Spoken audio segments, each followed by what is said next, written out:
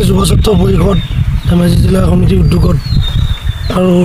পূব ধেমাজি আঞ্চলিক সহযোগত ঘিলাগুৰি আৰু বৰাচুৰীয়া ৰাইজৰ সহযোগত যি বহাগী মেলা উৎসৱটি আয়োজন কৰা হৈছিলে 3-4 মে